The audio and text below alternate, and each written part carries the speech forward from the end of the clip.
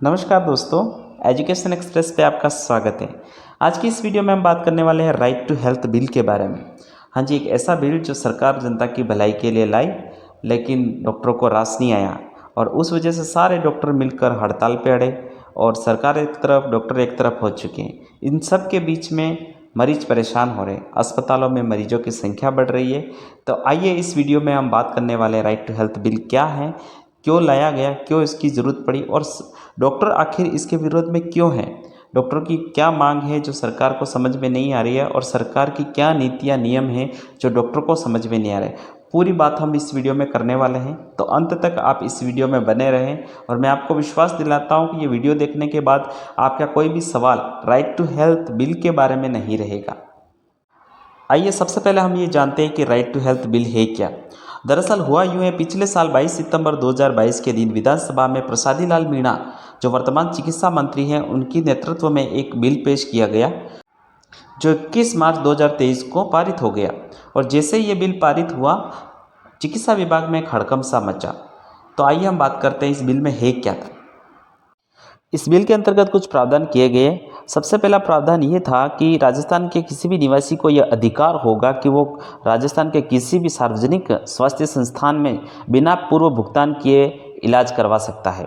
हाँ जी, इसका मतलब ये हुआ साफ साफ तरीके से कि आप अगर हॉस्पिटल गए, मान लीजिए प्राइवेट हॉस्पिटल में गए, तो पहले हमें जैसे जाना होता था तो पहले पैसे जमा करवाने के बाद ही हमारा इलाज शुरू होता था। वहाँ शुरुआत पैसे जमा करने से होती थी। तो सरकार ने ये अधिकार दिया है मरीजों को कि आपके पास पैसा है नहीं है, अस्पताल या डॉक्टरों को पहले आपका इलाज करना ज़रूरी है। पैसा कैसे आएगा, कौन देगा, इसका निर्धारण बाद में सरकार करेगी। दूसरा अधिकार ये दिया गया कि मरीजों को यह अधिकार मिलेगा कि वो अपने हिसाब से कोई लैब या दुकान चुन सकते हैं जहां से अपनी दवाइयां खरीद सकते हैं।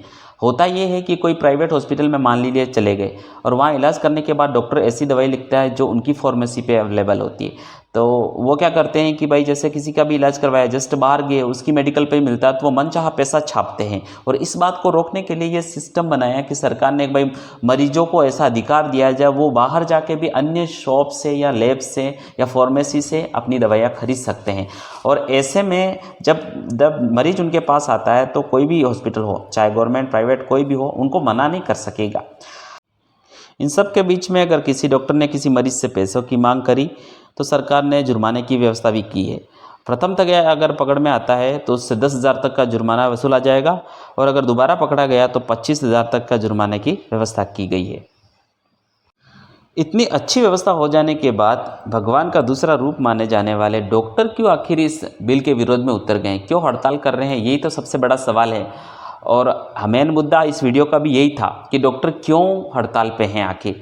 तो हुआ यूँ है कि दोस्तों जो सरकार ने जो व्यवस्था लाई उसमें जो इमरजेंसी या फिर जो आपातकालीन जो शब्द लिया है उसको सही तरह से परिभाषित नहीं किया है।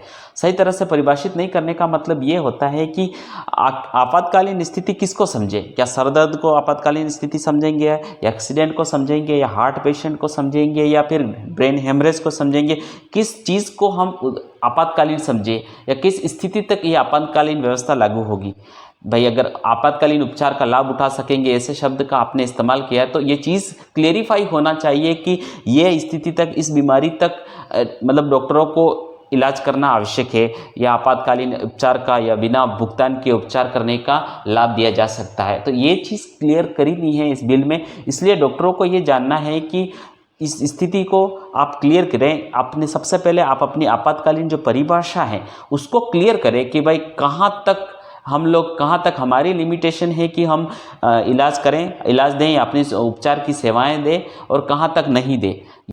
दूसरी बात, डॉक्टरों का कहना है कि अगर हम इस प्रकार से सब कुछ फ्री में इलाज करने लग जाएंगे तो उनका कहना है कि जब हम हॉस्पिटलें खोलते हैं तो हमें उससे पहले 48 प्रकार की एनओसी लेनी पड़ती है और बिल्डिंग रेंट है और कई प्रकार के जैसे स्टाफ खर्चा हो गया, मेडिसिन्स हो गई, ये सब प्रकार के खर्चे हैं। ये खर्चा कैसे मैनेज करेंगे, इस प्रकार से तो सारे डॉक्टर रोड पे आ जाएंगे। साथ में एक और विरोध वाली चीज़ है कि मान लो किसी मरीज को इमरजेंसी में किसी भी हॉस्पिटल में लेके चले गए, मान लीजिए एक भारी एक्सीडेंट वाला व्यक्ति ले आए और वहाँ उसका इलाज करना है, लेकिन वहाँ ऐसी कोई मशीनरी तकनीकी वहाँ अवेलेबल है नहीं, मान लो उस वक्त वहाँ पे डॉक्टर अवेलेबल नहीं है।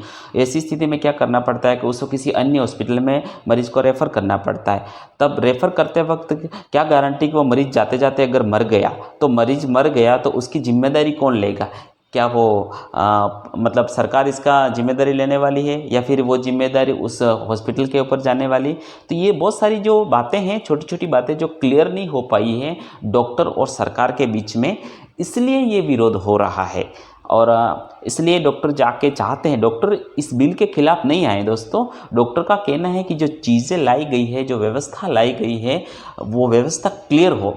और साथ में डॉक्टरों का ये भी कहना है, जैसे चिरंजीवी योजना है, निरोगी राजस्थान योजना है, ये जो योजनाएं चल रही है, ये नया बिल लाने की क्या ज़रूरत पड़ी। उसी व्यवस्था में, उन्हीं योजनाओं में ये और चीज़ें शामिल कर देते, जैसे RGSS चल रहा है, तो इन सारी व्यवस्थाओं को उसी में ज्वाइन कर लेते। आपको नई व्यवस्था लागू करने की क्या ज़रूरत थी। तो ये जो सारी बातें हैं, ये जो विरोध के बातें कारण बनी हुई है। तो दोस्तों, आपको क्या लगता है कि ये बिल सही है या नहीं है। मेरे हिसाब से मैं इसमें एक बात ऐड करना चाहूँगा कि ये जो बिल लाया गया है वो जनता के लिए तो बहुत अच्छा बिल है।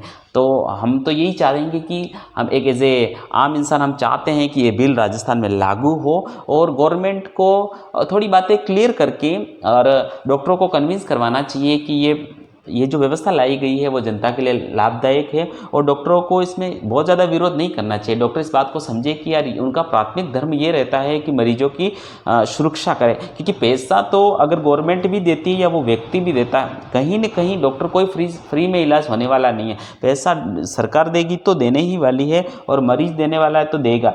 होता यूँ है कि कई बार आपातकालीन स्थिति में यूँ होता है कि जैसे प्रसादी लाल मीणा साहब का कहना था कि उन्होंने जब ये बिल पेश किया तो उन्होंने कहा कि मुझे कई बार फ़ोन आए कि ऐसे मरीज हैं जिनके पास पैसे नहीं थे और डॉक्टरों ने इलाज नहीं किया और मर गए।